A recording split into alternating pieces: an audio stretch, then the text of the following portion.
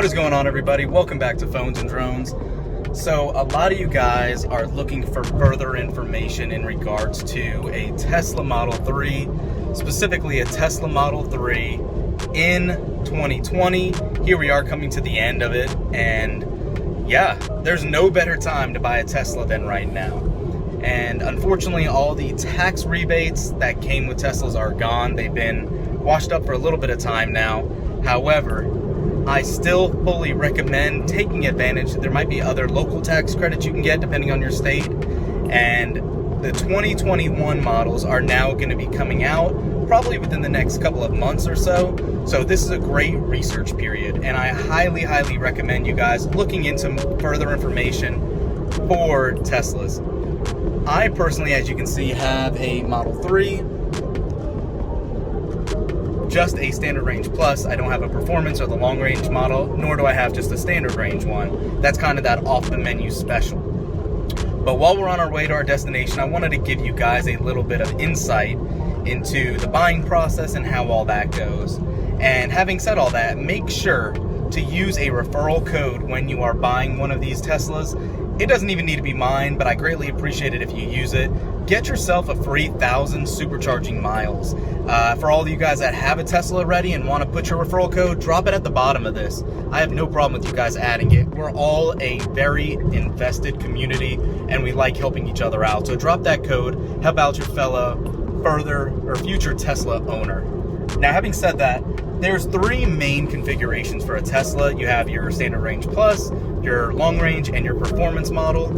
And then you have that fourth really off the model menu that starts at $35,000, which is the standard range. Basically, it is a stripped down standard range plus. You're getting a little bit less range in regards to it. You're getting 220 miles as opposed to the 250 or so that's kind of quoted for the EPA estimates on your standard range plus. But you are getting that car starting at $35,000. These vehicles go all the way up beyond that price point to $50,000+ cars. You can spend basically $50,000 on a standard range plus if you just get autopilot and customize a paint color. Right now, white currently is the free model color. It used to be black, it's white now. You can also choose from silver, blue, or red. There's rumors they're trying out new paint configurations, but in order to keep the price down, Tesla is really using just these main paints currently. That also is why there's so many limited options as far as accessories, as far as your traditional buying experience. It's basically bare bones. It is what it is. You see it online. If it's there, it's there. If it's not, there's nothing else you can really do about it. So that brings me to my next point. You technically do not even need to step foot in a Tesla dealership in order to make a purchase of a Tesla. This is one of the most amazing aspects, and for people that hate negotiating and dealing with the traditional buying process and the hassle that goes along with it, you can simply log onto the website, put a $100 deposit down, and place your order. Then when your vehicle is ready for delivery, you can finalize your financing, whether you're going to pay cash, lease, or going ahead and doing a loan on it. It's up to you.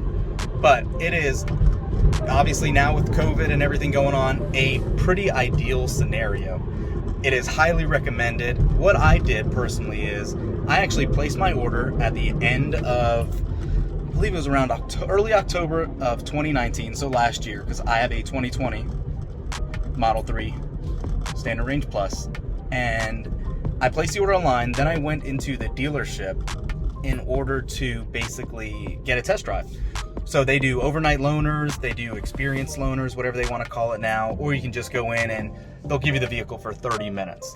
I advise doing that if you've never been in a Tesla. They are so phenomenal, but the driving experience is so much different than what it used to be in a traditional ICE car that I recommend somebody never experiencing an electric vehicle to do it. Just from the pure torque behind it to the way the regen braking works, it is a different experience.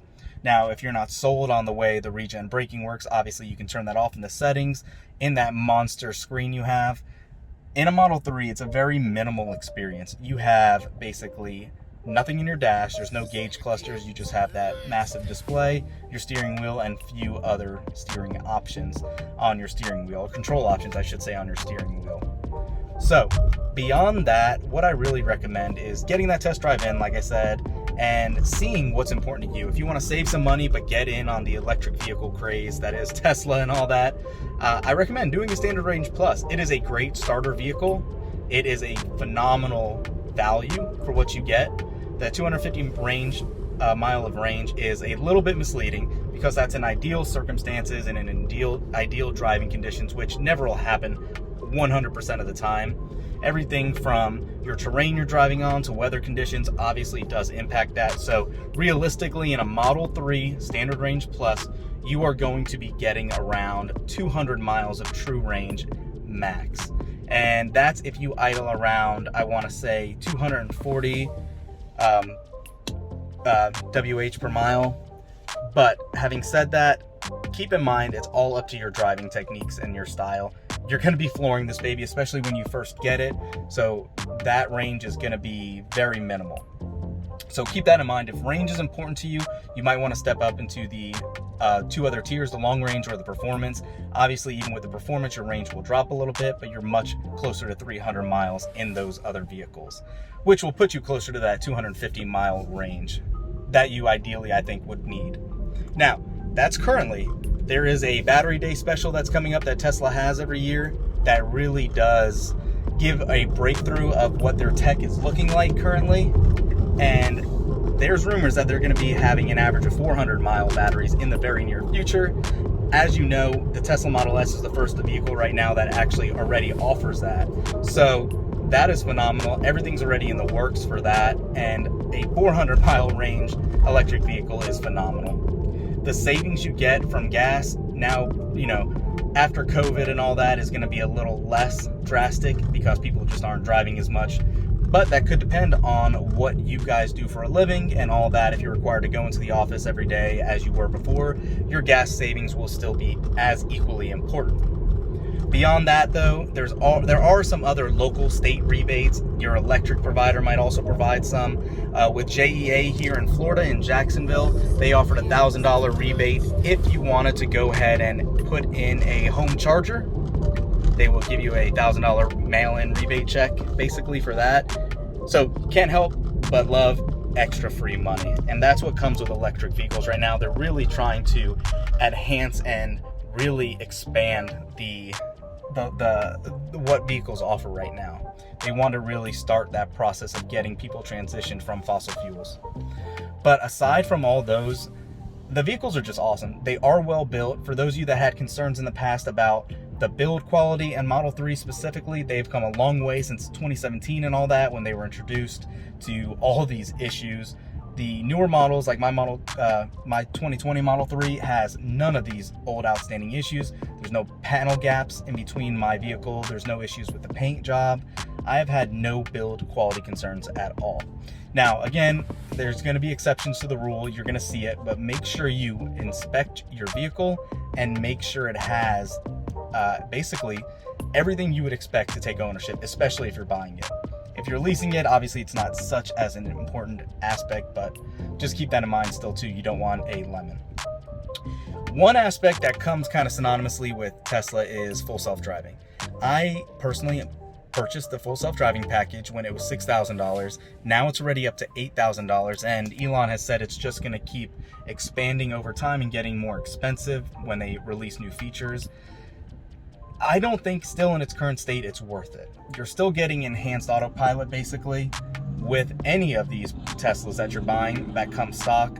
I would hold off for full self-driving. You can always purchase it later as an in-app purchase, as weird as that sounds, along with other accessories like heated rear seats that we don't have, but it's a $300 add-on. Simply put in your credit card information or use Apple Pay or whatever you'd like, and you'll have access to those features as well.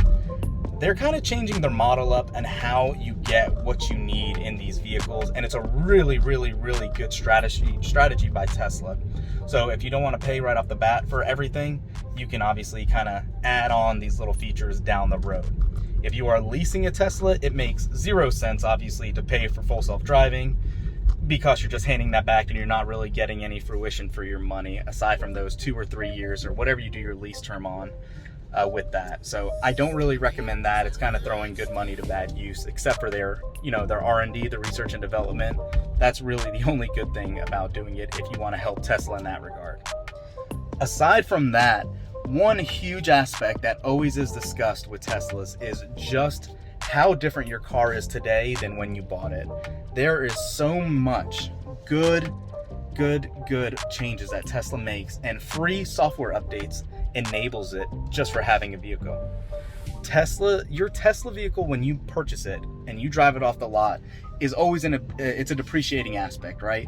However, with Teslas, it doesn't depreciate nearly as bad as the regular range of all the other ICE vehicles and everything, but it's something to keep in mind. I have more features today than when I obviously originally purchased this Tesla almost a year ago now, and I have zero regret. This vehicle is phenomenal. It does so much and really is just so much better for the environment and the mission that Tesla stands for. But I just want you to know, if you're interested in buying it, leave a comment down below. Our Tesla community will be happy to help answer any of your questions. Check out teslamotorclub.com. They are really good as well for really crowdsourcing the forums and all that with questions and answers. Teslas, they're one of those things you obviously can accessorize. You can wrap your vehicles. They're coming out with basically gonna do a chrome delete stock now, perhaps. They're already rolling it out inside of China. But keep in mind, guys, if you're interested in buying a Tesla, follow up with it. I heard rumors now that they're going to be changing the headlight designs on the Model 3 for the new 2021 versions, or even the late 2020s perhaps. And they're going to be adding the power frunks and all that, or the power trunk even, like the Model Y has. They're always looking to upgrade, and that's kind of how Tesla does their model years. They're not true model years in the traditional auto industry sense. At least they weren't up until last year, but keep that in mind. Thanks for watching, guys. I know it's kind of a rant. I was just actually driving down the road and wanted to really discuss this with you all. So if you have questions, let us know. Thumbs up this video, leave a comment down below, and we'll catch you in the next one. Peace.